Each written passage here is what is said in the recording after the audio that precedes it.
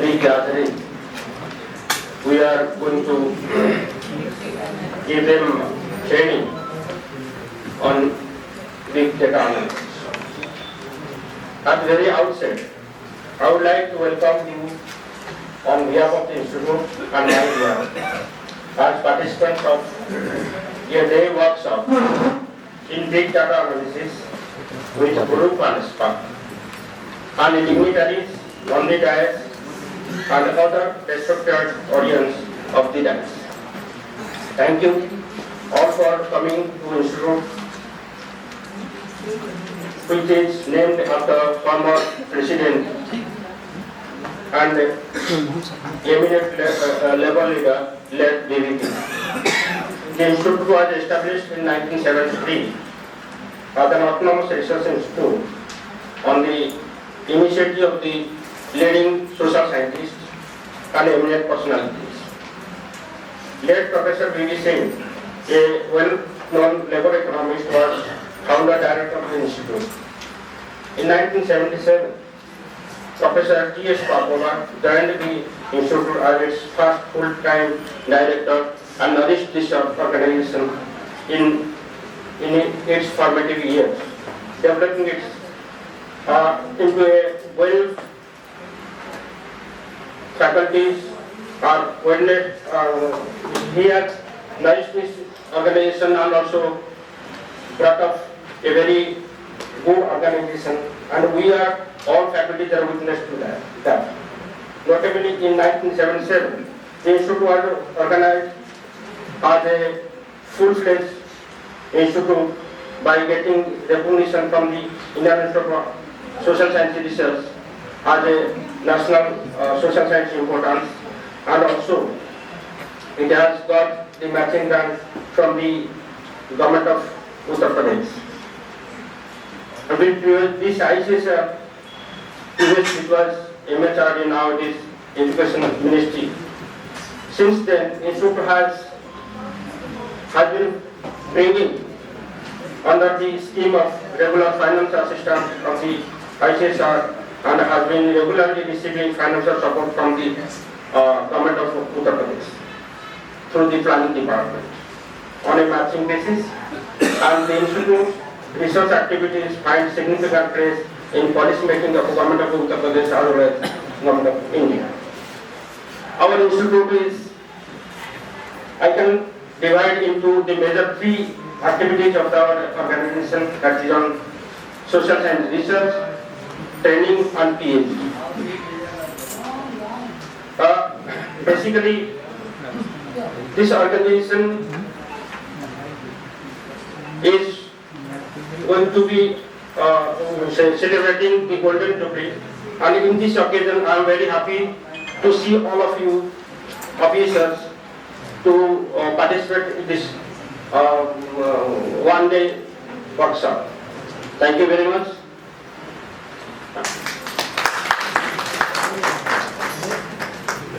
Thank you, sir. Now I would request Dr. Divya Sarin to say a few words about the workshop.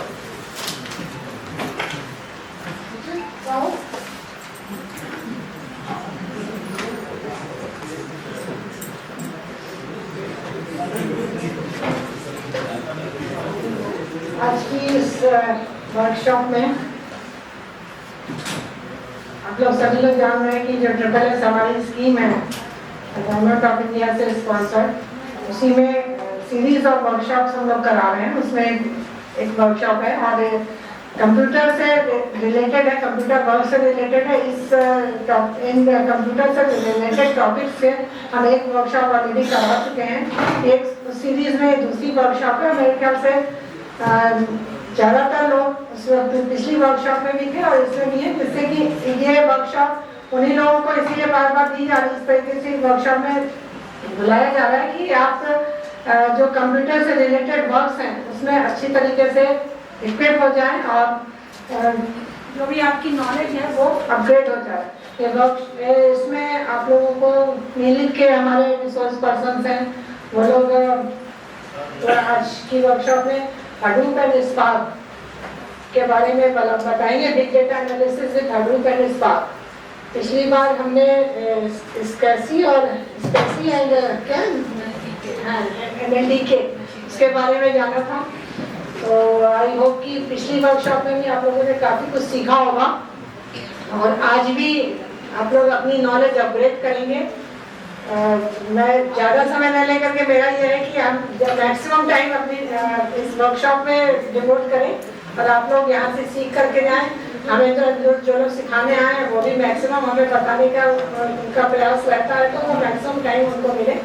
आज की इस workshop के सफल आयोजन की मैं शुभकामनाएं देती हूँ आप लोगों को। Thank you.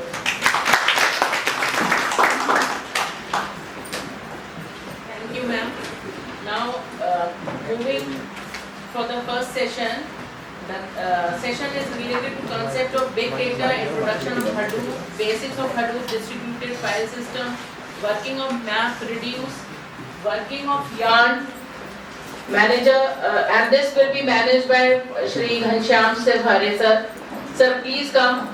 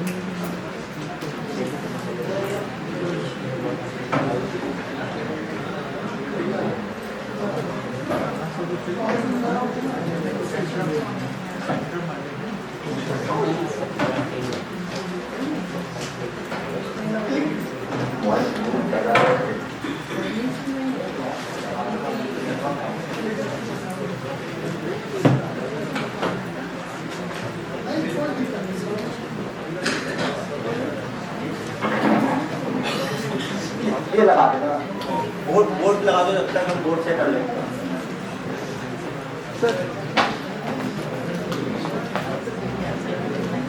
बोर्ड लगा दो, मार्कर दे देना। Good afternoon all. तो एक बार फिर हम लोग यहाँ पे एकत्रित हुए हैं एक नए टॉपिक के बारे में जानने के लिए, समझने के लिए। और मैं डायरेक्टर मैडम और जो गेट्स है उनको आभार व्यक्त करता हूँ कि उन्होंने एक बार फिर से मुझे ये मौका दिया कि मैं जो कुछ भी टॉपिक के बारे में मुझे नॉलेज है वो मैं आप लोगों के साथ में शेयर कर पाऊँ। तो ये जो टॉपिक है big data analysis using Hadoop and spark, ये हाईली टेक्निकल टॉपिक है। पहले तो ये समझ लें कि ये कोई बेसिक चीज नहीं है। अभी लास्ट टाइम हमने जो डिस्कस किया था artificial intelligence, natural language processing, वो भी एक हाईली मतलब टेक्निकल टॉपिक था। और ये उससे भी ज़्यादा मतलब कॉम्प्लिकेटेड टॉपिक। कॉम्प्लिकेटेड इसलिए क्योंकि इसमें कई सारे टूल्स यूज करने होते हैं हमें, ठीक है। वहाँ पे तो चलो हमारे पास में एक आईडी था, उसी के ऊपर हम अपना सारा प्रोग्राम रन कर रहे थे। बट यहाँ पे हम देखेंगे कि अलग अलग काम करने के लिए अलग अलग तरह के हम लोग टूल यूज करेंगे। और टूल इतने ज़्यादा है तो कई बार तो हमें इन टूल्स का नाम भी याद नहीं रह पाता, क्योंकि अब हम बात कर रहे हैं बिग डाटा की, ठीक है। बिग डाटा मतलब बहुत बड़ा डाटा। तो बिग डाटा मतलब वर्ड अपने आप में इतना ज़्यादा कॉम्प्लिकेटेड हो जाता है कि इसमें काम से ज़्यादा काम को मैनेज कैसे करना, वो सारी चीज़ें सोचनी होती हैं, ठीक है। जैसे फॉर एग्जांपल अभी आप सब लोग दिवाली थी, घर पे सब लोग दिए जलाए होंगे, ठीक है। मैंने भी घर पे दिए जलाते थे, करीब 21 दिए जलाते थे। तो उसमें लिख के काउंट करो, एक बार दो बार काउंट करो, तो आसान था मेरे लिए। भाई दिए रख लिए और काउंट करके जला के मैंने वहाँ रख दिए। बट यही योगी जी ने करवाया, 24 लाख दिए जलाने हैं वहाँ पे, ठीक है। दिए जलाना मतलब काम बड़ा नहीं है, दिए जलाना आप जाते हम जा काम पर 24 लाख दिए जलाना, ठीक है। तो वो कितना बड़ा काम हो गया। तो उसको अपने आप को न्यूज में देखा था कि उन्होंने 25,000 वो वॉलंटियर्स उसके लिए बुलाए थे मैनेज करने के लिए, ठीक है। 25,000 लोगों को मैनेज करना, ठीक है। वो दिए जलाना तो एक छोटा सा काम था, बट दिए जला वो वॉल्यूम इतना ज्यादा था कि उसकी वजह से बहुत सारी चीजें हमें मैनेज करनी होती है। तो वही सेम चीज यहाँ पे हमें बिग डाटा में भी होती है। ठीक है, डाटा इतना ज्यादा ह्यूज है, इतना ज्यादा बड़ा है कि उसको मैनेज करना अपने आप में एक बड़ा काम हो जाता है। उसको ऑपरेशन करना छोटा काम है, ठीक है, बट उसको मैनेज करना एक बड़ा काम है। भाई डाटा है, ठीक है, तो बड़ा डाटा है, छोटा डाटा नहीं है, इतना बड़ा डाटा है कि उसको आप एक लोकेशन पर ही स्टोर नहीं कर सकते। ठीक है, डाटा इतना ज्यादा बड़ा है कि एक लोकेशन पे या एक कंप्यूटर पे आप स्टोर नहीं कर सकते, इतना बड़ा डाटा है। ठीक है, हम नॉर्मल जो कंप्यूटर यूज करते हैं घरों में 1 TB हार्ड डिस्क होती है, 2 TB हार्ड डिस्क होती है उसके अंदर। ठीक है, सपोज 10 TB का डाटा आ जाए तो हम कैसे करेंगे मैनेज उसको? बड़ा मुश्किल हो जाएगा। वो तो इतनी तो हमारी हार्ड डिस्क की कैपेसिटी नहीं है जितना बड़ा डाटा है। तो ये सारे इश्यूज आ जाते हैं बिग डेटा के साथ में। ठीक है, मार्क कर देते हैं। हाँ सर, ठीक। तो अब जो हम टॉपिक डिस्कस करेंगे इसमें मतलब कई सारे टूल्स हैं, टूल्स मतलब कई तरह के सॉफ्टवेयर्स हैं जो हम इसमें डिस्कस करेंगे। क्योंकि जब हमने बात की अभी जैसे 24,000 दिए जलाने हैं, तो उसके लिए सिर्फ दिए जलाना वो तो छोटा सा काम हो गया, जो मेन काम है वो छोटा सा काम हो गया। बट जो उसको कैसे इतने सारे 25,000 हमने वो वॉलंटियर्स बुलाए हैं और 24 लाख को काउंट कैसे करोगे कि ये 24 लाख है पूरे? ठीक है, मैंने तो जब 21 दीपक जलाए थे घर में तो 2 बार काउंट किया, 21 पूरे हुए कि नहीं, कोई कम भी नहीं होना चाहिए, ज्यादा भी नहीं होना चाहिए। ठीक है, 2 बार काउंट किया, तो वो 24 लाख को काउंट करके अपने आप में एक बड़ा काम हो गया। ठीक है, फिर उनको जलाना भी अब कैसे? एक आदमी जलाएगा तो क्या पता चला वो जलाते जलाते पीछे के बुझने शुरू हो गए, तो वो प्रॉब्लम हो जाएगी। तो ये काम कोई एक आदमी तो कर नहीं सकता। तो इसमें फिर क्या कॉन्सेप्ट यूज होता है? Parallel processing. ठीक है, ये कॉन्सेप्ट को क्या बोलते हैं? Parallel processing. कई सारे लोग मिलके ये काम करें। ठीक है, कई सारे लोग मिलके जब कोई काम करते हैं तो क्या होता है उससे वो काम पैरेलल प्रोसेसिंग में वो काम क्या हो जाता है? बहुत मतलब आसान तरीके से मैनेज हो जाता है। तो एक आदमी ने दिया जलाया, उसको बहुत टाइम लगेगा, पॉसिबल ही नहीं है एक आदमी से। तो फिर यहाँ पे जो कॉन्सेप्ट यूज करते हैं वो करते हैं पैरेलल प्रोसेसिंग।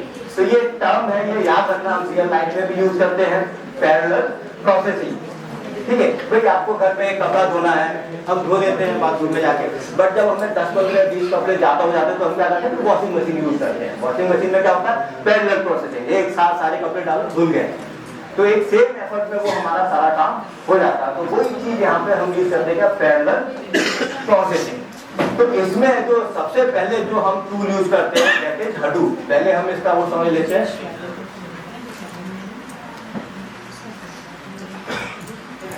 तो सबसे जो पहला टूल है प्लेटफॉर्म में हमारा वो क्या है? हडूप। तो ये जो हडूप है ये अपने आप में इतना बड़ा मतलब प्लेटफॉर्म है, और उसके ऊपर हम बड़े बड़े डाटा को मैनेज कर सकते हैं। तो ये प्लेटफॉर्म है बेसिकली।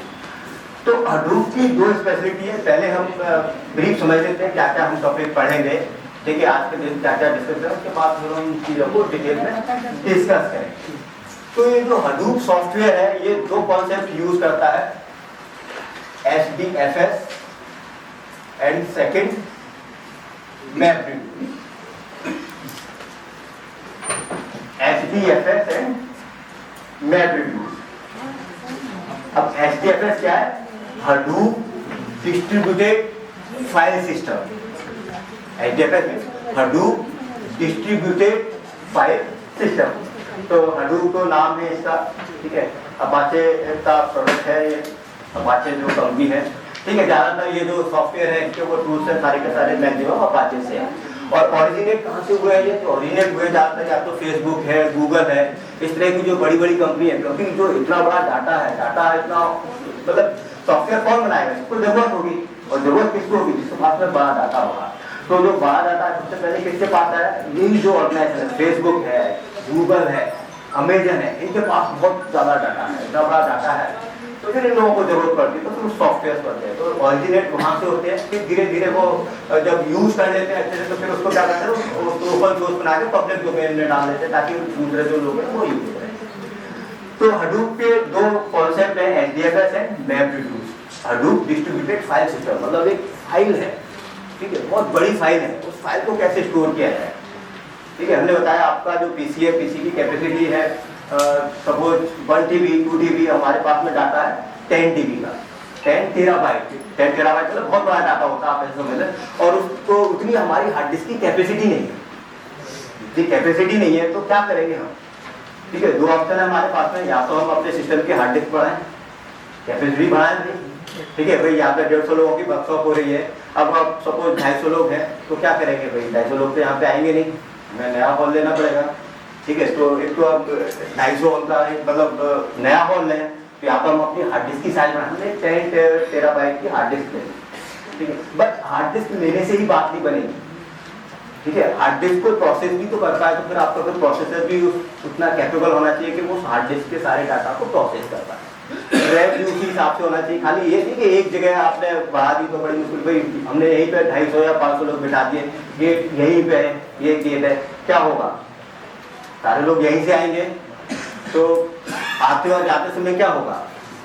क्राउड जमा हो जाएगा और ट्रैफिक जाम हो जाएगा, सबको जाने की जल्दी होगी, मैं पहले जाऊंगा और उसकी वजह से क्या होगा? यहाँ पे जाके जाम लग जाएगा, तो ये इश्यूज भी आएंगे। तो ऐसी अगर हमने एक मशीन रखी है, एक मशीन पे हमने 10 TB या 20 GB का उसमें हार्ड डिस्क लगा दिया, और हुआ क्या? सब लोग वहीं से डाटा को एक्सेस कर रहे हैं, वहीं से रीड कर रहे हैं, राइट कर रहे हैं, तो क्या होगा? एक टाइम ऐसा आएगा कि वहाँ पे जाके ट्रैफिक लग जाएगा और वो काम करना बंद कर देगा। कई बार मतलब कम देखने को मिलता है, क्योंकि अब तो टेक्नोलॉजी एडवांस हो गई, और पहले मिलता था जब रिजल्ट आते हैं, ठीक है, जैसे CBSE का रिजल्ट आता है तो क्या होता है? कुछ देर बाद जो सर्वर है वो हैंग करना शुरू कर देता है, ठीक है। वो क्यों कर देता है हैंग करना? क्योंकि इतनी सर्वर एक है, इतनी सारी रिक्वेस्ट आएंगी, लाखों रिक्वेस्ट आएंगी एक साथ, तो उसकी कैपेबिलिटी नहीं है जितना उसको प्रोसेसिंग करने की। क्या होगा? वो हैंग करना शुरू कर देगा, ठीक है। आप तत्काल की टिकट बुक करिए, ठीक है, तो उसमें आप देखेंगे कि आप लॉगिन ही नहीं कर पा रहे। क्यों नहीं कर पा रहे? कि वहाँ पे ऑलरेडी इतनी सारी रिक्वेस्ट वो प्रोसेस कर रहा है कि वो आपका नंबर ही नहीं आ पाया, ठीक है। तो ये प्रॉब्लम होगी। तो फिर हडूप ने सोचा कि उन्होंने ऐसा किया है कि भाई जो फाइल है एक जगह ना रखे, अलग अलग लोकेशन पे रखी जाए। जो फाइल है वो एक जगह ना रखे, अलग अलग मल्टीपल लोकेशन पे रखी जाए। तो जब मल्टीपल लोकेशन पे रखेंगे तो उससे क्या होगा? हमने भाई सपोज 10 नॉर्मल पीसी, ठीक है, जो 10 नॉर्मल पीसी है वो हमने यूज किए, ठीक है। और उन पीसी पे, एक पीसी पे हमने 1 टेराबाइट, दूसरे पीसी पे 1 टेराबाइट, ऐसे ऐसे करके हमने अपना डाटा स्टोर कर दिया, ठीक है। तो जब डाटा स्टोर हो गया, ठीक है, तो उससे क्या होगा? आसानी से मैनेज हो गया, क्योंकि वो जो नॉर्मल पीसी है, ठीक है, नॉर्मल पीसी 1 टेराबाइट उसके अंदर हार्ड डिस्क इतना तो वो कर ही सकता है, ठीक है। तो जब वो डाटा वहाँ पे आसानी से मैनेज हो जाए, इसी कॉन्सेप्ट को बोलते हैं कि हम हडूप डिस्ट्रीब्यूटेड फाइल सिस्टम। अब दूसरा कॉन्सेप्ट है इसके अंदर मैप रिड्यूस। तो मैप रिड्यूस में क्या होता है? जब इसके पास में काम आया, कोई काम आया कि भाई हमें देखना है, मालूम करना है कि ये जो टॉप जो 10 कैंडिडेट हैं, ठीक है, सपोज CBSE ने रिजल्ट निकाला अपना, और रिजल्ट वो 10 टेराबाइट में है, और वो 1 टेराबाइट जो है 10 मशीन्स में रख दिया गया, ठीक है, डाटा को रख दिया गया। बट अब हमें ये मालूम करना है कि भाई जो टॉप 10 कैंडिडेट हैं उनके क्या नाम है, क्या उनके परसेंटेज है, वो हमें मालूम करना है। तो वो हमें कैसे पता चलेगा? क्योंकि डाटा तो कुछ एक मशीन पे, दूसरी मशीन पे, तीसरी मशीन पे, चौथी मशीन पे ऐसे डाटा रखा हुआ है, ठीक है। तो उसके लिए क्या करना है? हमें क्या करना? हर एक मशीन को पे डाटा है, सबसे वो लेना पड़ेगा उनका टॉप वाला डाटा कौन सा है, ठीक है। भाई पहली मशीन से पूछा उनका टॉप 10 रिकॉर्ड दे दो, दूसरी मशीन से पूछा टॉप 10 रिकॉर्ड दे दो, तीसरी मशीन से पूछा, चौथी से पूछा, पांचवी से पूछा, ऐसे सबसे पूछ लिया हमने, ठीक है। अभी भी हमें नहीं पता, ठीक है, भाई 10 लोगों ने बता दिया, उसके हिसाब से वो टॉप 10 वाले हैं। जरूर नहीं वो एक्चुअल में हो सकता है दूसरी जगह जाता हो, ठीक है, तो उसको नहीं, तो फिर उसको हम क्या करेंगे? आपस में सफल कर देंगे, मिला लेंगे, ठीक है। जब उनको आपस में कंपेयर करेंगे तभी तो हमें पता चलेगा। तो इसमें 2 स्टेप फॉलो होती है। एक स्टेप में क्या है? काम को बांट देना, और दूसरी स्टेप में क्या होता है? काम को छोटा कर देना, जो आउटपुट आ रहा है उसको छोटा कर देना। भाई जो रिक्वेस्ट आई हमारे पास में टॉप 10 मालूम करने हैं, तो हमने हर एक उसको बोल दिया सिस्टम को, तुम अपने टॉप 10 रिकॉर्ड बताओ, ठीक है। क्या बोले? आपका बोल तो दूसरे उसको बोल दिया कि तुम अपने टॉप 10 बताओ, तीसरे को बोल दिया तुम अपने टॉप 10, तो सबने बता दिया। तब हमारे पास जो आया कितना आया? 10 रिकॉर्ड्स का डाटा आया, ठीक है। तो जो काम बांट रहे हैं उसको बोलते हैं हम मैप, और जो काम छोटा हो क्या है उसको बोलते हैं रिड्यूस। नाम से लग रहा है मैप कर देना, ठीक है। तो ये जो मैन जो सर्वर होता है, ठीक है, जिसको मास्टर बोलते हैं या सर्वर बोलते हैं, जो भी नाम बोले, ये मैन बॉस होता है, ठीक है। ये खुद कुछ नहीं करता, ठीक है, ये एक्चुअल में खुद एक डाटा भी प्रोसेस नहीं करता। ये क्या करता, सारा मतलब जो इससे कनेक्टेड कंप्यूटर्स हैं उनको बोल देता है तुम ये काम करो, तुम ये काम करो, तुम ये काम करो, ठीक है। काम करने के बाद में सबसे आउटपुट मंगा लिया, देख लिया। तो मास्टर का काम क्या है, master is just like a boss है, उनने अपना सारा काम डिस्ट्रीब्यूट कर दिया, वो सारा मैनेज करने का काम करेंगे, ठीक है। तुम ये काम करो, इस चीज की जरूरत है तो उससे ले लो, उस चीज की जरूरत है तो उससे ले लो, ठीक है। तो वो काम किसका रहता है, मास्टर का। और बाकी जो कनेक्टेड है उनको क्या बोलते हैं, स्लैब, ठीक है। स्लैब या एग्जीक्यूटर वो या क्लाइंट, वो नॉर्मल जो काम करने का काम है, वो एक्चुअल जो काम है वो वही लोग करते हैं, ठीक है। जो नॉर्मल चीजें वहाँ पे एक्चुअल काम होता है, डाटा प्रोसेसिंग या जो भी है। तो इसके ये दो मेन पिलर है, HDFS और MapReduce, ठीक है। जो इसका सारा जिम्मा सवालते हैं, भाई हमें करना क्या है, डाटा है और डाटा को प्रोसेस करना है, ठीक है। तो डाटा को मैनेज कैसे करना है, स्टोर कैसे करना है, HDFS को यूज करके उसको प्रोसेस करना है, क्या MapReduce को यूज करके। फिर अब इसकी जो प्रोग्रामिंग है, ये बेसिकली लिखा है कि जावा प्रोग्रामिंग लैंग्वेज है, ठीक है। कई सारी प्रोग्रामिंग लैंग्वेज होती है, तो फिर इसमें आता है अगला नाम जावा प्रोग्रामिंग लैंग्वेज का। तो इसका भी इंट्रोडक्शन देखेंगे, बेसिक जावा क्या है। तो ये अपने आप एक जनरल पर्पस प्रोग्रामिंग लैंग्वेज है, और ये कई तरह की जो एप्लीकेशंस हैं, एंटरप्राइज एप्लीकेशंस हैं, वेब एप्लीकेशंस हैं, जनरल प्रोग्राम में कुछ भी आप इसके अंदर काम कर सकते हो। बहुत ही मतलब अच्छी लैंग्वेज है, ऑब्जेक्ट ओरिएंटेड लैंग्वेज है। तो इसमें ये हडूप को डेवलप किया गया। हडूप भी एक सॉफ्टवेयर है, तो हडूप सॉफ्टवेयर जो होते हैं, सॉफ्टवेयर किसी लैंग्वेज में बनाए जाते हैं, तो हडूप को जावा में बनाया। तो अब इसके अंदर जो प्रोग्रामिंग होगी, जो प्रोसेसिंग वाला पार्ट है MapReduce, तो MapReduce वाला जो पार्ट है वो कौन सी लैंग्वेज में लिखा जाएगा, जावा लैंग्वेज में, ठीक है। तो जो जावा लैंग्वेज है, ठीक है, वो थोड़ी सी मुश्किल होती है सीखने के लिए, तो उसको मतलब हफ्ता 10 दिन का टाइम देना पड़ेगा सीखने के लिए थोड़ा सा। बट हमें बहुत ज्यादा उसको नहीं सीखना, हमें जस्ट बेसिक कॉन्सेप्ट की, बेसिक प्रोग्राम का सिंटैक्स क्या है, कैसे लिखते हैं, वो हमें पता चल जाए तो भी हमारा काम चल जाता है। तो इसके प्रोग्राम देखे जाते हैं जावा में, जो जावा के प्रोग्राम होते हैं वो थोड़े से बड़े होते हैं, ठीक है। एक लैंग्वेज है तो प्रोग्रामिंग उसका जो स्टाइल है, तो उसमें जो प्रोग्राम लिखेंगे वो बड़े होते हैं। फिर अब ये सवाल हुआ क्योंकि इसको तो कई तरह के लोग यूज कर रहे हैं, ठीक है। कोई यूजर आया कि भाई हमें तो जावा नहीं आती, ठीक है, और हमें ये यूज भी करना है, तो कैसे करेंगे। तो फिर उनके लिए भी एक ऑप्शन निकाला गया, उनके लिए भी एक टूल डेवलप किया गया, और उस टूल का नाम है पिग।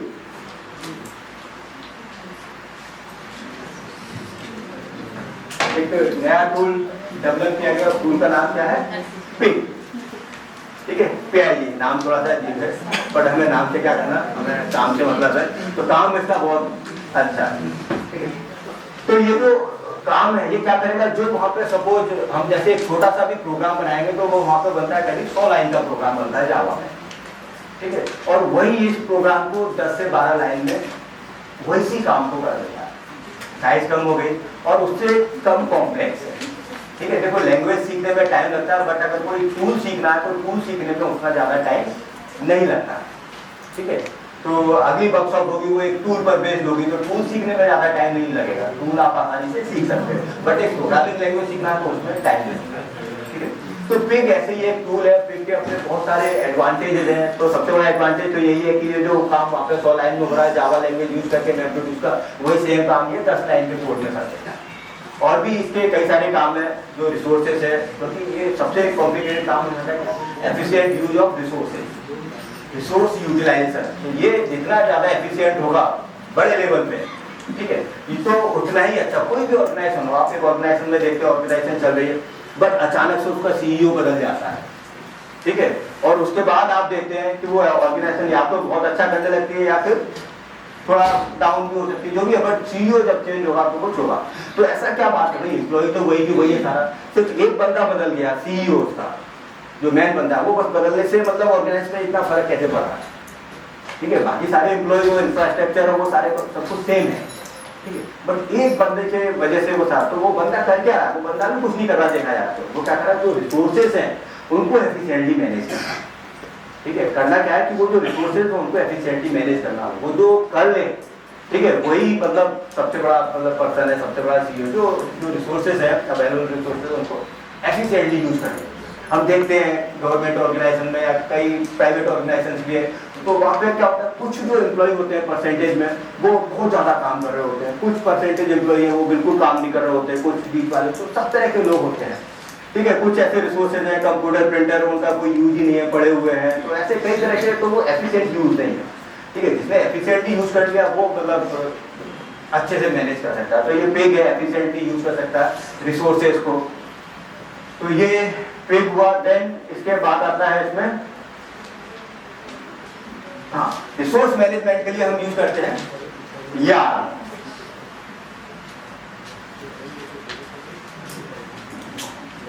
तो रिसोर्स पिग में एक और लैंग्वेज यूज होती है जिसको बोलते हैं पिग लैटिन। ठीक है, वो पिग के टूल्स के अंदर यूज करते हैं उसके प्रोग्राम लिखने के लिए। तो पिग का सबसे बड़ा एडवांटेज यही है कि वो जो प्रोग्राम है हमारा मैथ प्रोड्यूस वाला है, तो हमें जावा सीखने की जरूरत नहीं है, उससे बच जाते हैं। दूसरा हमें जो प्रोग्राम जो लिखा है उसकी साइज कम हो जाती है। तो यार ये एक और टूल है जो क्या करता है, जो रिसोर्सेज है उनको एफिशिएंटली यूज करने के लिए हम यूज करते हैं यार। Yet another resource negotiator.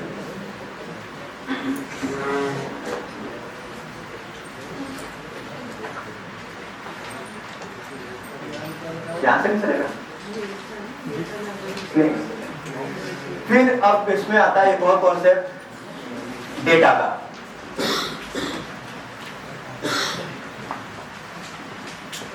तो डेटा देखें तो डेटा शुरुआत में क्या होता था, हम जो डाटा यूज करते थे अभी भी यूज करते हैं टेक्स्ट फाइल।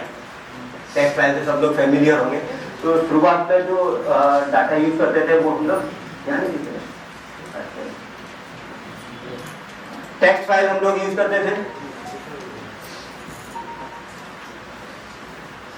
ठीक है, नोटपैड में लिखी जाती है। तो जो पुरानी लैंग्वेज होती थी COBOL, Fortran, word star, looter, जो बहुत पुराने लोग होंगे उसको पता था।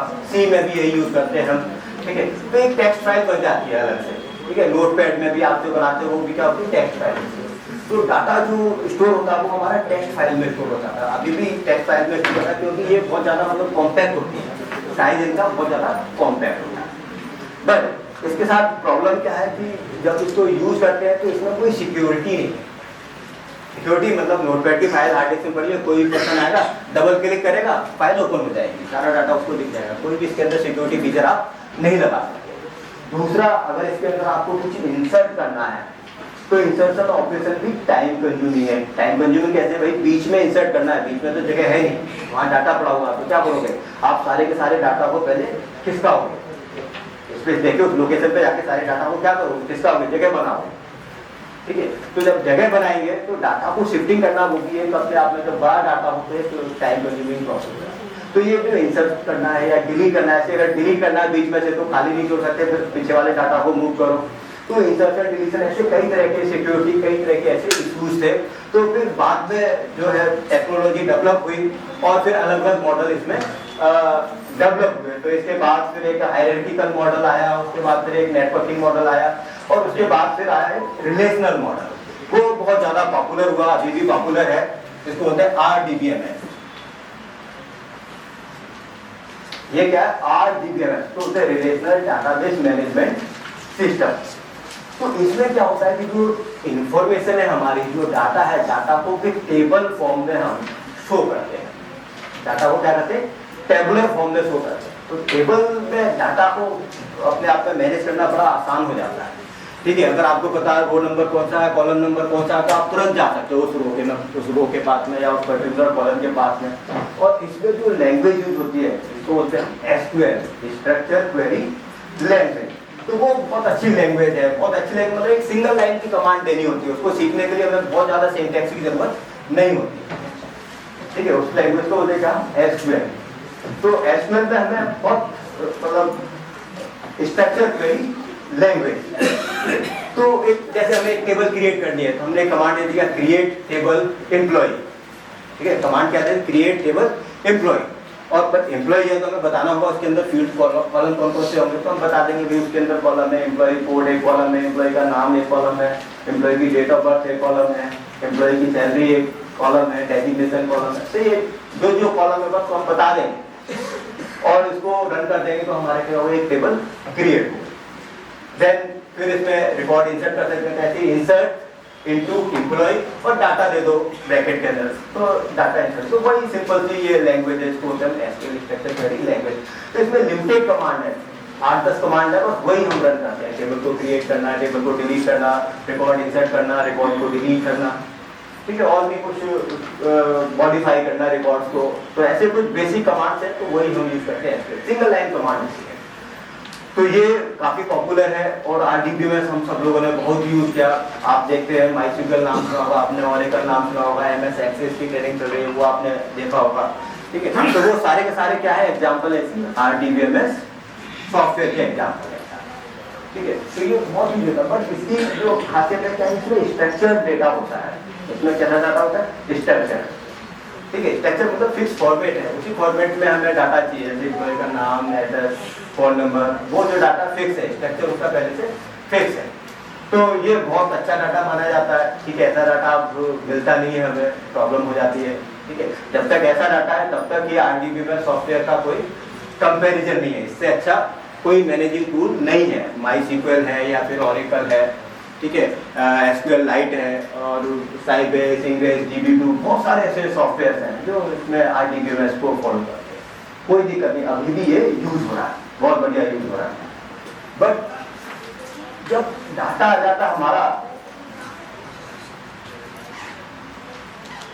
नॉन स्ट्रक्चर्ड, अनस्ट्रक्चर्ड डाटा आ जाता है, उसको कैसे मैनेज करें, वो प्रॉब्लम हो जाती है, ठीक है। डाटा हमारा कैसा आ गया, अनस्ट्रक्चर्ड, तो फिर उसको इसमें मैनेज करना थोड़ा सा मुश्किल हो जाता है,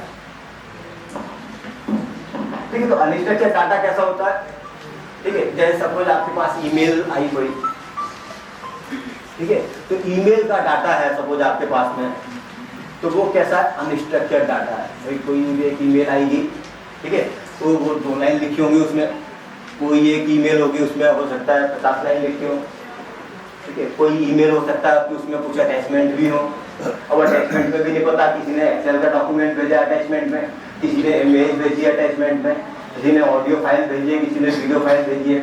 तो इस तरह के डाटा को हम RDBMS के थ्रू मैनेज नहीं कर सकते, ठीक है, क्योंकि RDBMS फॉर्मेट फिक्स है। भाई बता दो क्या टाइप क्या है, नंबर ऑफ फील्ड्स कितनी है, और हम नंबर ऑफ फील्ड्स नहीं बता सकते मेल में, ठीक है। उसकी साइज भी नहीं बता सकते आप, पहले से पता ही नहीं आपको मेल। आप देखें अपना एक इनबॉक्स खोल के देख लीजिएगा, और जब देखेंगे उसको बनाने की कोशिश करेंगे कि टेबल फॉर्म में उस डाटा को हम स्टोर कर दें, तो नहीं कर पाएंगे, क्योंकि डाटा का पता ही नहीं है, डाटा की टाइप आपको नहीं पता है, साइज नहीं पता आपको, तो कैसे उसको उसमें मैनेज करेंगे, तो वो ऐसे उसको मैनेज नहीं कर सकते। तो फिर उसको मैनेज करना है तो कैसे मैनेज करेंगे, हमें मैनेज ही करना है, तो कैसे मैनेज करेंगे उसको, जो अनस्ट्रक्चर्ड डाटा है कैसे स्टोर करें हम इसमें।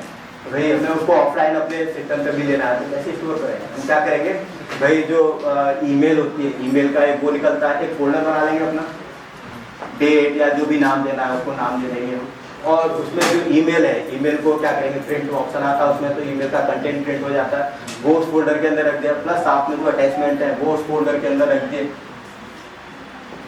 तो ये डाटा हमें कहाँ रखना पड़ेगा, हार्ड डिस्क के अंदर। तो ये डाटा हमने रख लिया, बट ये अनस्ट्रक्चर्ड डाटा है, ठीक है। तो ऐसे ही जब अनस्ट्रक्चर्ड डाटा को यूज करने के लिए फिर ये SQL सफिशिएंट नहीं होता, RDBMS सॉफ्टवेयर सफिशिएंट नहीं होता। बट धीरे धीरे फिर प्रॉब्लम क्या होगी, जो इस तरह का डाटा ये बहुत बड़ा डाटा हो गया, अगर आप देखेंगे फेसबुक गूगल पे देखेंगे बहुत बड़ा डाटा हो जाता है। तो फिर ये डाटा को एक मशीन पर भी प्रोसेस करना, मैनेज करना उतना आसान नहीं होता, ठीक है। तो वहाँ पर फिर हम वो यूज करते हैं NoSQL, ठीक है, जैसे MongoDB है और भी कई सारे सॉफ्टवेयर हैं, ठीक है, डॉक्यूमेंट ओरिएंटेड है, या फिर जो एक सेमी स्ट्रक्चर्ड डाटा भी होता है, ठीक है। तो ये कई तरह के जो चीजें हैं वो हमें धीरे धीरे मैनेज करते हैं, क्योंकि अब डाटा डे बाई डे क्या करता है, ग्रो कर रहा है साइज में, ठीक है। अब हमें तो पता नहीं चलता उतना ज़्यादा, ठीक है, बट ये जो बड़ी बड़ी कंपनीज हैं इनका अगर आप डाटा देखेंगे, फेसबुक या गूगल है, तो आप इमेजिन नहीं कर पाएंगे कि डेली कितना डाटा जनरेट हो रहा है।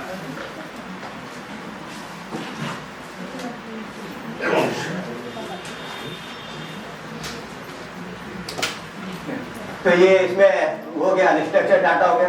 फिर हडूप थोड़ा सा कॉम्प्लिकेटेड पड़ता है प्रोग्राम करने के लिए। बाद में फिर लोग, हडूप की अपनी भी लिमिटेशन थी कि ये जो रियल टाइम डेटा है उसको प्रोसेस नहीं कर पाता, ठीक है। रियल टाइम डाटा जैसे स्टॉक मार्केट है, ठीक है, तो वो हर सेकंड में वैल्यू चेंज हो रही है, डाटा की वैल्यू चेंज हो रही है, या फिर सैटेलाइट से डाटा आ रहा तो वो आता जा रहा एकदम जुड़ा। तो इस तरह के डाटा को, ये स्ट्रीमिंग डाटा को ये प्रोसेस नहीं कर पाता, ठीक है।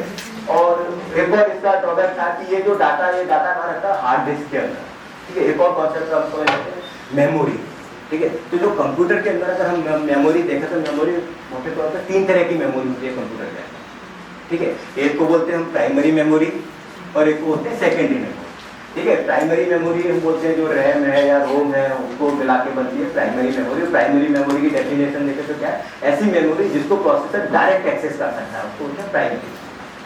और प्रोसेसर जिसको डायरेक्ट एक्सेस नहीं कर सकता, किसी के थ्रू एक्सेस करता है तो उसको बोलेंगे क्या, सेकेंडरी मेमोरी, ठीक है। तो 2 मेमोरी होगी। तो अब देखो, जिसको डायरेक्ट एक्सेस कर सकते हैं वहां पे अगर कोई काम करना है तो फिर आसान हो जाएगा। भाई हमने आपको कोई काम बोला, ठीक है, तो आपके हाथ में है, आप तुरंत कर देंगे।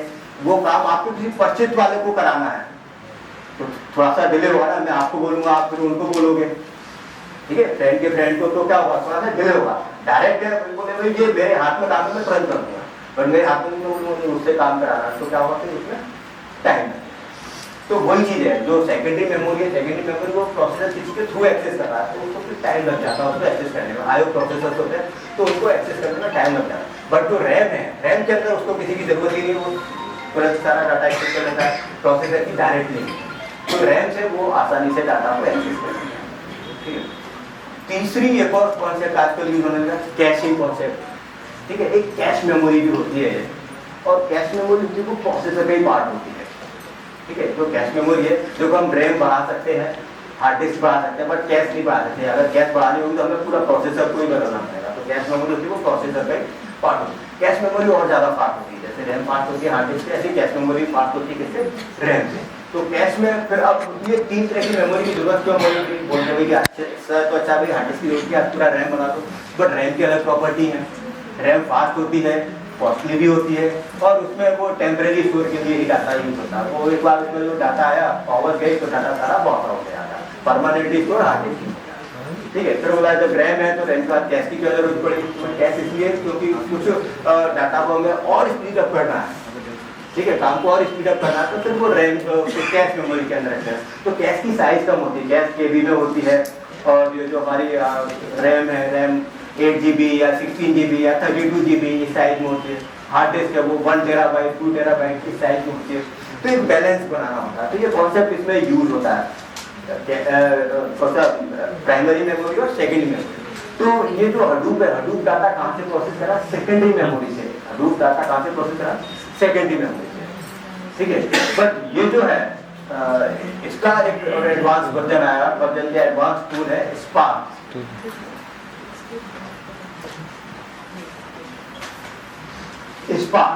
ठीक है। हडूप करीब 2000 में 20-22 साल पहले बना था और ये जो स्पार्क वो 10-12 साल पहले बना।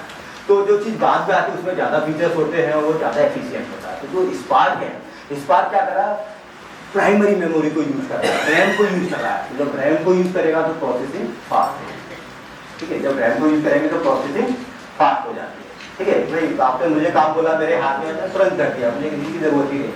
बट जब मैं किसी के थ्रू कराऊंगा तो उसमें थोड़ा टाइम लगेगा। तो वही कॉन्सेप्ट इसमें यूज होता है, किसमें, स्पार्क, ठीक है। तो स्पार्क के अपने एडवांटेज है, आगे देखेंगे डिटेल में। तो पहला फायदा ये है कि रैम के अंदर इसका सारा डाटा रहता है और दूसरा स्ट्रीमिंग डाटा को भी प्रोसेस कर सकता है। स्ट्रीमिंग डाटा मतलब हम जैसे कोई लाइव डाटा आ रहा है, स्टॉक मार्केट से डाटा आ रहा है, सेंसर से डाटा आ रहा है, कहीं से भी जो लाइव डाटा आ रहा है, फ्लाइट से लाइव डाटा आ रहा है, तो वो लाइव डाटा को भी पकड़ के प्रोसेस कर सकता है। वहाँ से खींचा डाटा को प्रोसेस किया, छोड़ दिया, अगला डाटा लिया, प्रोसेस किया, छोड़ दिया। तो ये स्ट्रीमिंग डाटा को भी बड़े आसानी से प्रोसेस कर लेता है कौन, स्पार्क, ठीक है।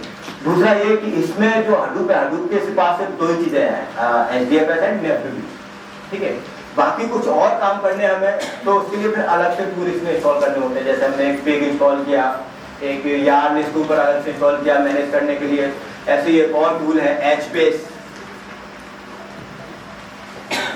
और एक है हाइव, इनकी भी जरूरत पड़ जाती है हमें, ठीक है। तो जो HBase है, HBase कॉलम ओरिएंटेड डाटा है, थोड़ा सा फास्ट है, ठीक है। और जो NoSQL पे काम करता है, जो हमने अभी डिस्कस किया, जो अनस्ट्रक्चर्ड डाटा है उसको हमें स्टोर करना है, रिटर्न करना है, तो उसके लिए क्या यूज करेंगे, HBase, ठीक है। और ये जो हाइव है, ये जो रिलेशनल टाइप का डाटा है, स्ट्रक्चर्ड डाटा, उसके लिए यूज करते हैं। तो हडूप के अपने पास सिर्फ दो ही चीजें हैं, HDFS और MapReduce। बाकी जो काम करने हैं तो हमें अलग अलग टूल यूज करने पड़ेंगे। वो टूल कौन कौन से, बिग है, यार्न है, HBase है और हाइव है।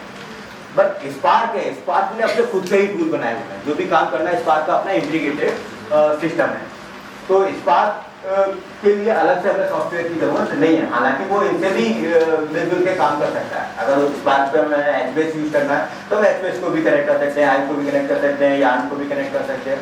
उसके पास खुद के भी ये सारी इसके अल्टरनेट है, प्लस अगर आपको ये ज्यादा कंफर्टेबल है तो ये आप यूज कर सकते हो। तो ये उसके अपने फायदे हैं स्पार्क में, ठीक है। तो ये हमने बेसिक सा ओवरव्यू लिया जो हम आज डिस्कस करेंगे, उसका एक ट्रेलर दिया है, ठीक है। अब मूवी शुरू करते हैं, हम चीजों को डिटेल में पढ़ना शुरू करते हैं। तो कॉन्सेप्ट तो अभी तो सारा ऊपर से गया हुआ, तो अभी डिटेल में हम शुरू करते हैं। तो हडूप किस लिए, हडूप डिस्ट्रीब्यूटेड एप्लीकेशंस के लिए, ठीक है। अभी डिटेल में करेंगे तब थोड़ा सा और ज्यादा चीजें क्लियर हो जाएगी।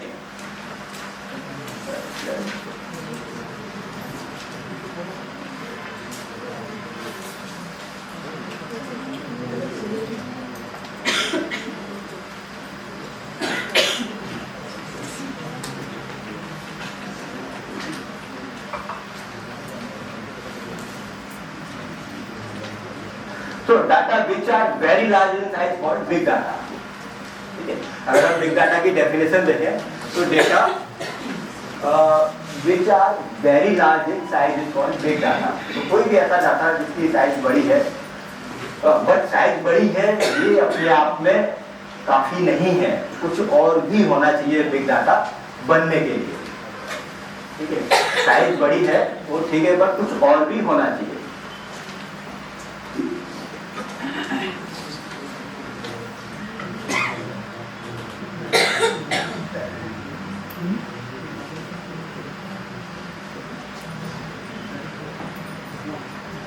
Normally work on data of size MB, जो कि हमारी जो फाइल्स होती हैं, आप देखेंगे आपका इवन जो डाटा होगा तो वो डाटा एमबी से ज्यादा बड़ा नहीं होगा, भले उसमें लाखों रिकॉर्ड्स होंगे। मैंने भी कुछ फाइल देखी, टेक्स्ट फाइल देखी, लाखों रिकॉर्ड्स है उसमें, बट साइज देखेंगे तो केबी या फिर एमबी में डाटा होता है। बट जब यहाँ पे जो डाटा होता है वो किसमें होता है, साइज का होती है टेराबाइट, ठीक है। तो टेराबाइट या फिर पेटाबाइट, आजकल पेटाबाइट भी यूज होता है, ये लोग यूज करते हैं, वहाँ पे पेटाबाइट भी यूज करते हैं। तो ये टर्म्स है 1990 में अमेरिकन कंप्यूटर साइंटिस्ट है जॉन आर मैसी, उन्होंने इसको फादर ऑफ बिग डाटा बोला जाता है, ज्यादा इस पर काम किया। Big data is collection of data that is huge in volume yet growing exponentially with time। तो जो डाटा है वो तो वॉल्यूम तो बहुत ज्यादा है ही, बट अभी भी वो खत्म नहीं हुआ है, अभी भी डाटा ग्रो कर रहा है। जैसे फेसबुक हो गया, ट्विटर है, इनका ऐसा नहीं कि बस खत्म हो गया डाटा, इनका डाटा अभी भी पर सेकंड ग्रो कर रहा है।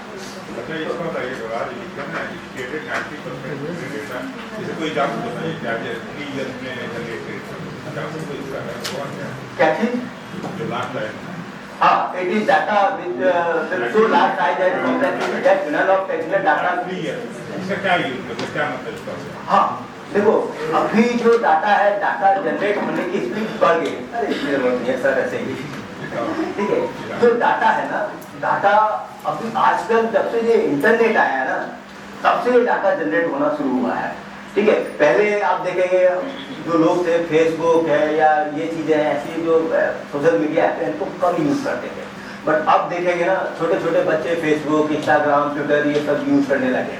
तो जब यूजर बढ़ेंगे तो क्या होगा, डाटा भी जनरेट होगा, ठीक है। तो अब जो डाटा ग्रो होने की स्पीड है वो बहुत ज्यादा है। तो इवन जो बोलते हैं जो डाटा जो है हमारे पास में टोटल, वो सबसे जो डाटा अगर हम पिछले 20 साल का डाटा देखें, ठीक है, तो सबसे ज्यादा जो डाटा है वो अभी लास्ट के 3-4 साल में ही जनरेट हुआ है। डाटा आपके पास नहीं है। हम लोग के पास मतलब डिपार्टमेंट नहीं, मतलब वैसे कौन सा डाटा है? देखो आप डाटा ये अब छोटा सा एग्जांपल दे रहा हूँ, आप अपना मोबाइल खोल के देख लीजिए, उसमें कितना डाटा है पता चल जाएगा आपको। कितने सारे फोटो पड़े होंगे, फिर आपको इतना टाइम लग जाएगा, आपको बोले कि आप क्लीन कर दो तो आप क्लीन नहीं कर पाओगे।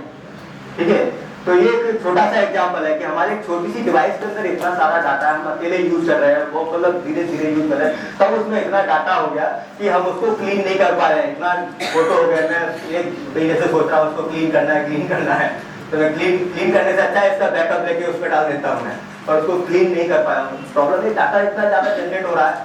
ठीक है, हमें एक फोटो की जरूरत है, हम 10 फोटो खींच लेते हैं, और उसमें जब काम की फोटो 9 फोटो बेकार है, तो हम उनको डिलीट कैसे करें? उसके लिए तो हमें एक एक फोटो देखनी पड़ेगी। ठीक है, उसको सबको डिलीट करना तब तो आसान है, उसके अंदर क्लीन फंक्शन होता है, सारी फाइल्स को डिलीट कर दे, बट हमें सिलेक्टेड फाइल्स रखनी भी है, तो वो भी एक टाइम कंज्यूमिंग प्रोसेस हो जाता है। तो जब यहाँ पे ये हालत है छोटी सी डिवाइस के अंदर, तो सोचो जो फेसबुक है वो करोड़ों लोगों का डाटा मैनेज कर रहा है, तो उनके पास कितना डाटा होगा। ठीक है, तो वो जो कंपनी है, ये देखो बिग डाटा, ये मतलब आपकी और हमारे वैसे ये नहीं है। ठीक है, हम इसको स्टडी कर रहे हैं, बट हम इसको अभी यूज नहीं कर रहे हैं क्योंकि हमारे पास इतना बड़ा डाटा है नहीं। हाँ, अगर हम जो बड़ी बड़ी कंपनीज हैं, ठीक है, वहां जाके जॉब करते हैं, उनके पास डाटा है, वहां पे जाके ये सारी चीजें प्रोसेस करेंगे। देखो होता क्या है कि हमें ये चीज है, बिग डाटा जो टॉपिक है, आप सीखे तो भी आपको कोई फर्क नहीं पड़ेगा, और नहीं भी सीखे तो भी कोई फर्क नहीं पड़ेगा, बट ये है कि हमें जो लेटेस्ट टेक्नोलॉजी है उनके बारे में अवेयर होना चाहिए। ठीक है, ये बिग डाटा कोई आप जाते थे कल अपना ऑफिस में बिग डाटा इंप्लीमेंट नहीं करेंगे, या आर्टिफिशियल इंटेलिजेंस इंप्लीमेंट नहीं करेंगे, मैं भी नहीं करूँगा। ठीक है, बट ये क्या है कि जो लेटेस्ट टेक्नोलॉजी है वो हमें उनके बारे में पता होना चाहिए। तो एक वही एक प्रयास है कि आपको पता हो जो लेटेस्ट टेक्नोलॉजी है मार्केट में, उनको आप उनके बारे में पता हो, कोई पूछे तो हमें भी लगे, क्योंकि ये चीजें देखो आगे चल के मार्केट को डोमिनेट करेंगी। ठीक है, अभी हमें पता नहीं लगा, बट ये बिग डाटा अपने आप में चलता है, इसको इतनी सारी वैकेंसी निकलती है बिग डाटा के ऊपर, अगर मतलब देखें इसको स्लाइड करेंगे तो पता चल जाए। ठीक है, आप एक सर्च कर लें गूगल पे, ठीक है, कि जो है मुझे बिग डाटा आता है, तो आप देखेंगे कितने सारे जो लेटेस्ट टेक्नोलॉजी होती है उनका अगर आप सीखते हैं तो जॉब अपॉर्चुनिटी भी बढ़ती है। हमें जॉब नहीं करना कोई एक अलग बात है, बट जो यंग लोग हैं उनको जॉब करना है, उनके लिए जो artificial intelligence, big data, blockchain, ये क्या है, नई नई फील्ड्स है, IoT, ये नई नई फील्ड्स है, तो इनके लिए उनके लिए नौकरी के रोजगार के अवसर ज्यादा है, इसलिए वो इन सब चीजों को सीखे। तो हमें भी थोड़ा सा पता होना चाहिए, इसलिए आपके डिपार्टमेंट का ये प्रयास है कि आप सब लोगों को भी ये टर्म पता हो। कोई बोले बिग डाटा तो हमें ऐसा ना लगे ये क्या होता है, कैसे होता है। तो एक वो चीज हम लोग बता देंगे बिग डाटा को तो बड़ा डाटा है, लेकिन नहीं, वही तो प्रयास है कि आप अंदर भी बता पाए। शाम को बात करेंगे आपसे, हम ये बता देंगे, पूछे इसके बारे में हम लोग सुन खड़ा रहेंगे। नहीं, आप शाम को बात करेंगे आपसे, ठीक है सर? ठीक है, तो ये डाटा जनरेट हो रहा है और आजकल कुछ ज्यादा स्पीड से जनरेट हो रहा है। ठीक है, कोई बात नहीं। Then sources of big data, big data आ कहां से रहा है? ठीक है, अगर हम देखें तो बिग डाटा आ कहां से रहा है? भाई हमारे डिपार्टमेंट से नहीं आ रहा बिग डाटा, कहां से आ रहा है? ये देखें, social networking site, Facebook, Google, LinkedIn, ये जो सोशल नेटवर्किंग साइट है यहाँ सबसे ज्यादा डाटा होता है। Then ecommerce site, Amazon, Flipkart, देखेंगे वहाँ पर हजारों क्लाइंट्स, कस्टमर्स उससे कनेक्टेड है, रिव्यू दे रहे हैं, तरह तरह का डाटा है उसके अंदर। देन वेदर स्टेशन, वहाँ पे भी देखते हैं कि हम वहाँ सेंसर से डाटा आता है, सैटेलाइट वगैरह से बहुत बड़ा डाटा होता है वो भी। टेलीकॉम कंपनीज है, एयरटेल, वोडाफोन और भी बड़ी बड़ी कंपनीज हैं, इनके पास देखेंगे लाखों कस्टमर्स हैं इनके। देन शेयर मार्केट ही अपने आप में देखा जाए तो एक बहुत बड़ा मतलब डाटा जनरेट हो रहा है, उसके अंदर भी बताते हैं हजारों सैकड़ों कंपनी होती है और हर सेकंड में रेट बदलता रहता है उनका, प्राइस जो रहते हैं कंपनीज का, स्टॉक का, वो हर सेकंड में रेट बदलता रहता है। तो वो डाटा, सारा डाटा है जो भी बदल रहा है। फिर फॉलोइंग आता है type of big data, structured, unstructured and semi structured, ये 3 तरह का डाटा होता है। बात करें स्ट्रक्चर्ड डाटा की, तो डाटा कैन बी स्टोर्ड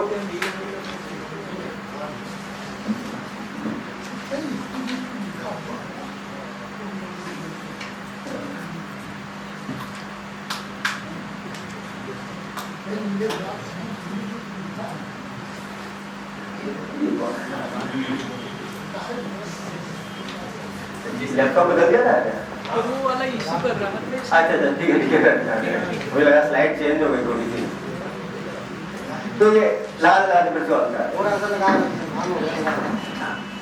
तो ये डाटा 3 तरह का हमने डिस्कस किया था। एक तो स्ट्रक्चर डाटा, स्ट्रक्चर डाटा जो है वो सबसे सिंपल होता है, सबसे अच्छा डाटा होता है। ठीक है, जो हम लोगों को अच्छा लगता है क्योंकि इसका एक स्ट्रक्चर है, एम्प्लॉई का डाटा जो हम लोग यूज करते हैं वो स्ट्रक्चर डाटा ही होता है ज़्यादातर, ठीक है।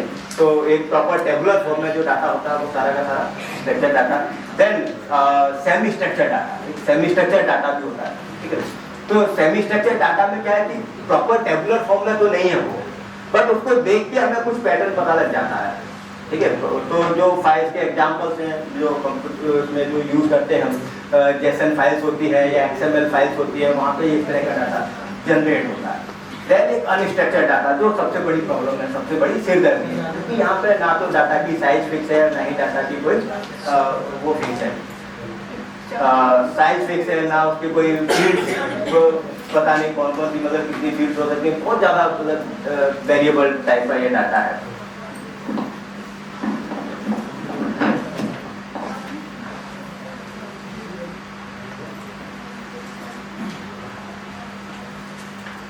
ये माउस नहीं चल रहा,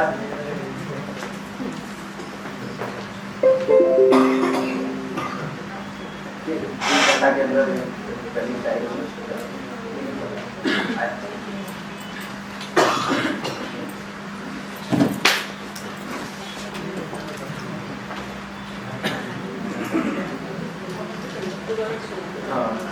वही स्लाइड का आधा मुझे दिखा दे।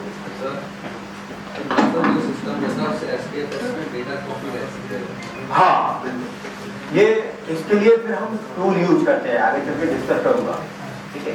क्योंकि देखो जो डाटा है हम वहाँ पे HDFS में लेके जाना है हमें, ठीक है, बड़ा डाटा है, ठीक है, डाटा छोटा नहीं है, तो उसको वहाँ पे हमें लेके जाना है, तो उसके लिए भी टूल यूज होते हैं। क्योंकि मेन यहाँ पे प्रोसेसिंग इम्पोर्टेंट नहीं है, जो प्रोसेसिंग है बट वो इस वजह से इम्पोर्टेंट हो गई कि डाटा बहुत ज़्यादा है, ठीक है। हमने से डिस्कस किया, दिए जलाना वो बड़ा काम नहीं है, बट 24 लाख दिए जलाना वो एक बड़ा काम।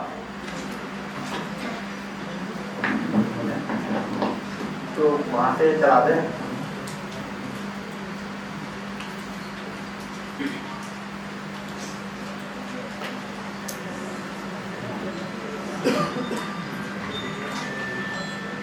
तो उसके लिए जो पूछ रहे हैं उसके लिए टूल आता है स्पूफ।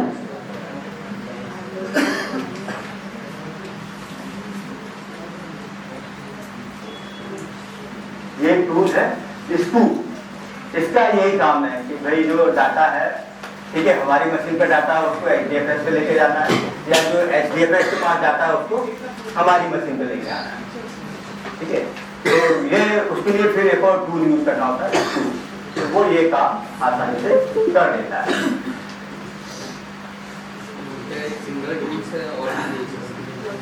नहीं, छोटा सा काम है ना सर, तो कर क्या रहा है भाई, वहां से फाइल आई, इसने यहाँ रख दी, यहाँ से फाइल आई वहां पे रख दी, छोटा सा काम होगा उसका, तो ये काम छोटा सा ही माना जाएगा, ज्यादा बड़ा काम नहीं। बट ये है कि अलग अलग सोर्सेज से डाटा ले सकता है, ठीक है। जरूरी नहीं कि भाई डाटा की जो फॉर्मेट है, टाइप है, वो कुछ भी हो सकती है। भाई डाटा हो सकता है आपका एक ऑरेकल के अंदर है, वहां से डाटा आ रहा है, या डाटा किसी ने रखा है SQL सर्वर है, वहां से डाटा आ रहा है, किसी ने डाटा अपने एक्सेल में रखा हुआ है, वहां से डाटा आ रहा है, किसी ने टेक्स्ट फाइल में डाटा रखा है, वहां से आ रहा है, तो अलग अलग जगह से मतलब डाटा आ सकता है ना। तो इसके पास इतनी कैपेबिलिटी होना चाहिए ना कि हर तरह के डाटा को रीड करता है, ठीक है।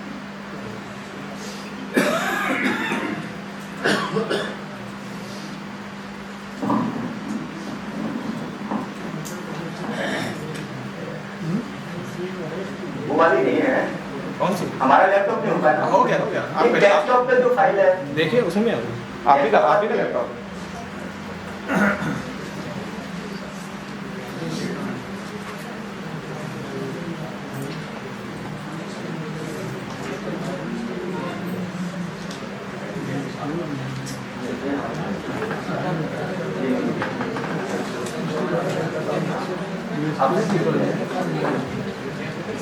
नहीं, ठीक है, कोई दिक्कत नहीं। तो ये जो डाटा देख रहे हैं, ये हम डाटा का कैसा स्ट्रक्चर डाटा है, सिंपल है, और ये हमें मतलब क्लीन डाटा बोलते हैं या सबसे अच्छा डाटा है ये है देखो सेमी स्ट्रक्चर डाटा, ठीक है। हम बात कर रहे थे कि सेमी स्ट्रक्चर डाटा कैसा होता है, तो इसको अगर आप देखेंगे तो आपको एक पैटर्न समझ में आएगा।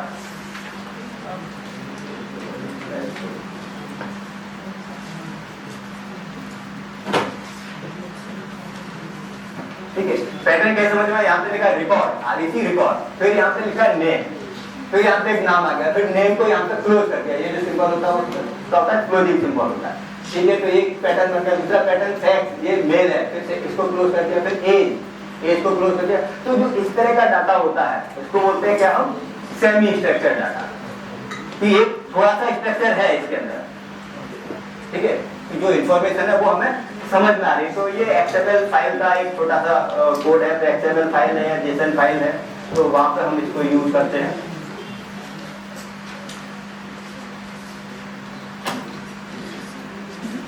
फिर ये अनस्ट्रक्चर्ड डाटा, तो अनस्ट्रक्चर्ड डाटा में तो फिर ये सारी इमेजेस, ऑडियो, वीडियो, ये सारी चीजें इसके अंदर आ जाती हैं। तो अगर आप जैसे गूगल सर्च करते हैं या अमेजन पे प्रोडक्ट सर्च करते हैं, ठीक है, आप अमेजन पे एक प्रोडक्ट सर्च करके देखिए, अब उसका जो आउटपुट आएगा, तो आउटपुट देखेंगे, उस आउटपुट में कहीं पे टेक्स्ट होगा, इमेजेस भी होंगी, वीडियो भी होगा प्रोडक्ट के बारे में।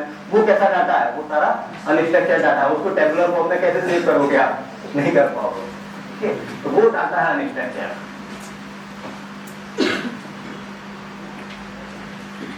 एप्लीकेशंस ऑफ बिग डाटा, तो ये अगर हम देखें तो ये वो एरियाज है जहाँ पे हम इसको यूज कर सकते हैं, और ये सारे के सारे एरियाज जो हमारी वो रियल लाइफ से रिलेटेड है, जैसे बैंकिंग है, कम्युनिकेशंस है, हेल्थ केयर प्रोवाइडर्स है, एजुकेशन है, manufacturing, natural resources, government, insurance. तो ये बिग डाटा धीरे धीरे क्या है, हम लोगों की लाइफ से जुड़ गया है, हम सभी यूज करते हैं। तो देखो फेसबुक हम यूज करते हैं, ट्विटर हम यूज करते हैं, तो ये सारे के सारे हम कहीं ना कहीं बिग डाटा को कंट्रीब्यूट करने में या यूज करने में कंट्रीब्यूट कर ही रहे हैं।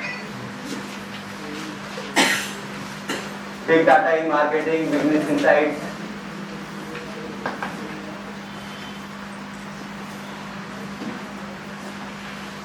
Big data is conventionally understood term. Big data characteristics, तो इसकी क्या प्रॉपर्टी होती है, एक प्रॉपर्टी तो हमने समझ ली थी, क्या, बिग साइज। एक प्रॉपर्टी तो हमने समझ ली थी, क्या है, वो बिग साइज है, ठीक है। बट साइज बिग होना ही इस बात की गारंटी नहीं है कि वो डाटा बिग है, ठीक है, या साइज स्मॉल है, ठीक है, तब भी ये जरूरी नहीं है कि वो जो है स्मॉल डाटा है। जैसे सपोज हमने बोल दिया 1 GB डाटा, ठीक है, तो 1 GB बहुत छोटा सा डाटा होता है, हम हार्ड डिस्क में आसानी से स्टोर कर सकते हैं इसको, ठीक है, तो 1 GB डाटा तो बहुत छोटा डाटा होता है। बट अगर हमने बोल दिया 1 GB पर सेकेंड, क्या बोलते हैं 1 GB पर सेकेंड, तो क्या बन गया वो बिग डाटा। आप समझ रहे, 1 सेकेंड में 1 GB डाटा बन रहा है, तो वो तो एक दिन में कितना डाटा हो गया, ठीक है, तो वो डाटा बन गया। फिर तो वो और भी कई सारी प्रॉपर्टी है, तो साइज से फर्क नहीं पड़ता, साइज अकेले से हम पता नहीं कर सकते कि वो डाटा बिग है या फिर स्मॉल है। तो उसके लिए फिर इन्होंने एक कॉन्सेप्ट यूज किया, V's, उसको नाम दिया 3 V's, जो मेन इंपॉर्टेंट होते हैं। So the big data is not about size, it's also about the potential to uncover valuable insights by considering range of other characteristics. तो इसमें ये जो कैरेक्टरिस्टिक्स हैं कि ये होना चाहिए 10 V's मैक्सिमम है, 3 जो है वो मेन इंपॉर्टेंट होती है। कौन कौन सी, वॉल्यूम, वेलोसिटी एंड वेराइटी, ये 3 इंपॉर्टेंट फील्ड है, ठीक है, वॉल्यूम, वेलोसिटी एंड वेराइटी, ये 3 जरूरी है। बाकी सारी क्या है, ऑप्शनल है, वो हो तो और ज्यादा क्लैरिटी आ जाती है, आप कंफर्मेशन मिल जाती है, बट ये 3 चीजें होना चाहिए। वॉल्यूम मतलब डाटा बहुत बड़ा होना चाहिए, ठीक है। देन उसका वेलोसिटी क्या है, वेलोसिटी मतलब स्पीड, डाटा की स्पीड, क्या, डाटा में भी स्पीड होती है, ठीक है, डाटा कोई स्टैटिक डाटा नहीं है। डाटा आप स्टॉक मार्केट का देखेंगे, स्पीड देखेंगे, तो वो सारे के सारे स्टॉक्स हर सेकंड अपना रेट बदल रहे हैं, ठीक है। ग्रेड पे देखेंगे, पावर जो डिमांड आ रही है हर सेकंड वो डिमांड कम ज्यादा होती जा रही है, तो ये जो डाटा मोशन में होता है, स्ट्रीमिंग डाटा होता है, ठीक है, तो वो भी ये इसमें आ जाता है, क्या, वेलोसिटी, डाटा की वेलोसिटी कितनी है। और तीसरा वैरायटी कितनी है, भाई एक तरह का डाटा है, स्ट्रक्चर डाटा कोई प्रॉब्लम नहीं, बट अलग अलग तरह का डाटा है, ठीक है, अनस्ट्रक्चर्ड डाटा है, तब फिर उसमें आ जाते हैं। बाकी फिर अलग अलग फील्ड्स है। ये 3 में इंपॉर्टेंट चीजें हैं जिसको हम कंसीडर करते हैं, volume, variety and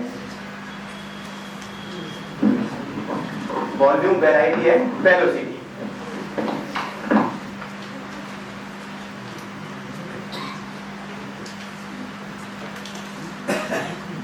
So volume देखें, the most obvious feature is the volume that captures the sheer scale of certain data set.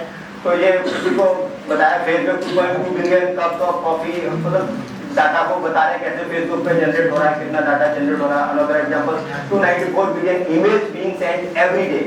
ठीक, तो ये इतना बड़ा डाटा है कि हम इसमें कितने जीरो लगाएंगे उसको भी खुद पता थोड़ा मुश्किल हो जाता है। Velocity in nearly all the example consider velocity उसमें होना चाहिए। ठीक है, वेलोसिटी बहुत मतलब तेजी से डाटा ग्रो होता है, सब मार्केट या जो सेंसर से डाटा आते हैं। देन वैरायटी, तो ये तीन इंपॉर्टेंट है। जो वैरायटी जो डाटा है, weblog, image, sensor data, audio, video, सब तरह का डाटा जब हो जाता है तो मिलके बन जाता है क्या, बिग डाटा। तो बाकी सारे ऑप्शनल है। और ये भी बोलता है कि जो डाटा है हमारा ओवरऑल डाटा, उसमें से मुश्किल से 10-15% ही स्ट्रक्चर डाटा है, बाकी सारा का सारा क्या है, अनस्ट्रक्चर डाटा है। ठीक है, तो इसीलिए हमें इन सब चीजों की जरूरत होती है।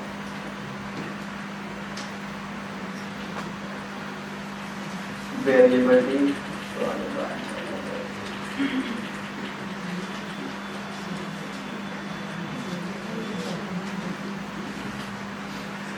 अब ये जो डाटा है, ठीक है, अब डाटा को हम क्या कर सकते हैं, हमारे किस काम का ये डाटा,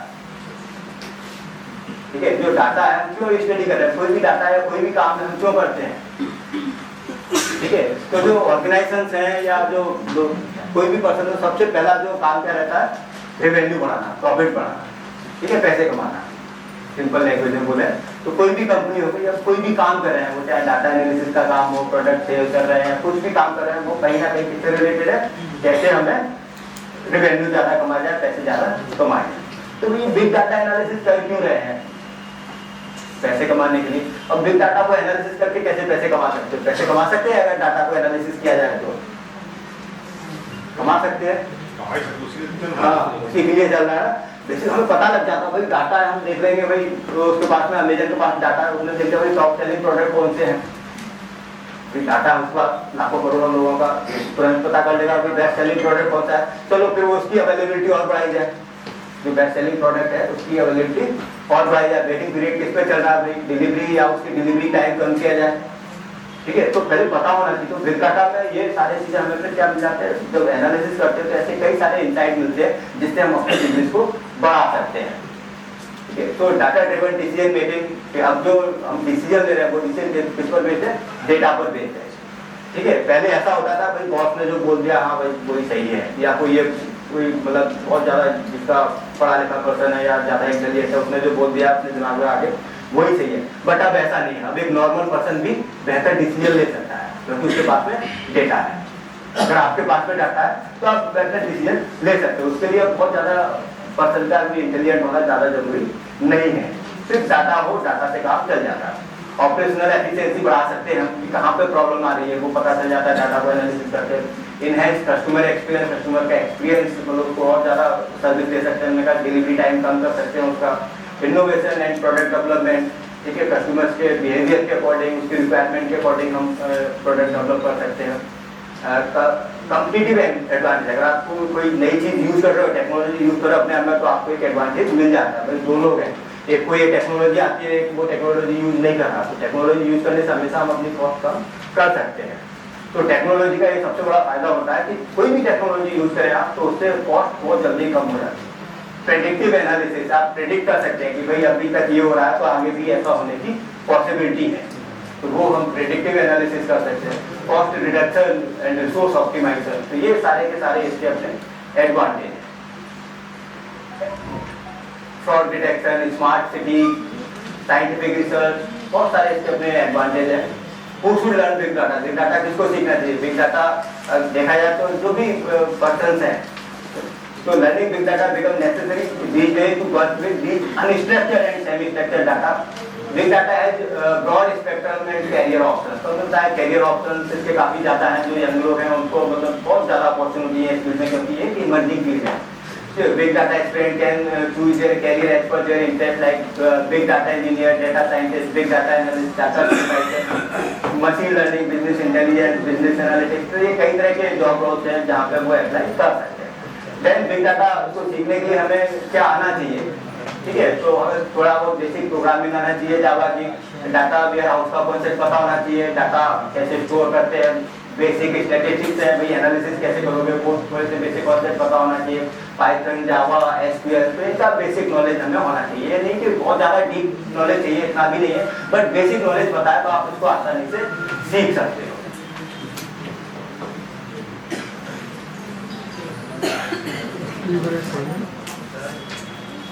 टी ब्रेक करना है, ठीक है, तभी एक छोटा सा टी ब्रेक करते हैं। कंटेंट काफी सारा है, देखते हैं कितना कवर हो पाता है।